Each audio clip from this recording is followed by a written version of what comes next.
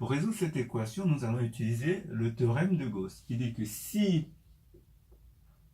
A divise B fois C, et qu'en plus A et B sont premiers entre eux, donc le PGCD égale à 1, donc forcément A va diviser C.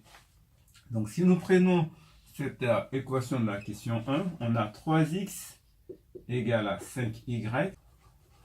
Or, 3 divise 3x, et 3x est égal à 5y, donc ça implique que 3 divise 5y.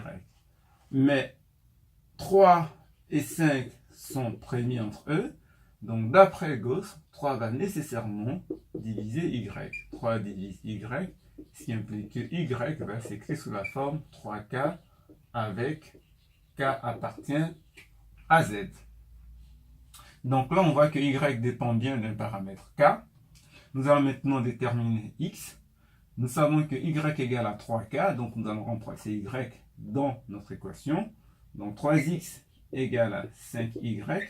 Donc 3x égale à 5 fois 3k. Donc ça, on simplifie par 3 de chaque côté, ça entraîne que x égale à 5k. Donc x aussi dépend d'un paramètre k. Donc finalement, l'ensemble solution de notre équation, ce sont les couples d'entiers qui s'écrivent sous la forme 5k, 3k, avec bien sûr k appartenant à z. Donc comment comprendre cet ensemble solution?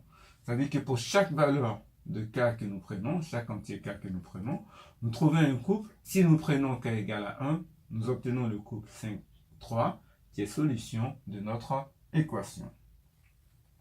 Pour la deuxième équation, nous demandons d'utiliser la première pour déterminer les solutions de cette équation.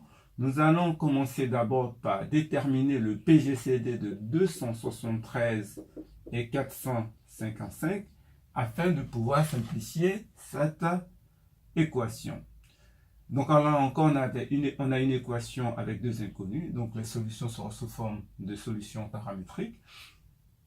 Ici, pour déterminer le PGCD 273 et 455, on peut utiliser directement la calculatrice ou bien appliquer l'algorithme de Claude. Si vous faites ça, vous allez trouver 91. Donc, 273x égale à 455y. Je divise mon égalité par 91 de chaque côté. Là, je vais trouver donc 3x. Et là, si je divise par 91, pardon, je vais trouver 5y. Donc, je retombe sur la toute première équation. Donc, l'ensemble solution de cette équation sera exactement l'ensemble solution de celle-là, puisque les deux équations sont équivalentes. Donc, S, ça va être égal à donc 5K, 3K, avec K appartient à Z. Donc, bien sûr, c'est les solutions de cette équation.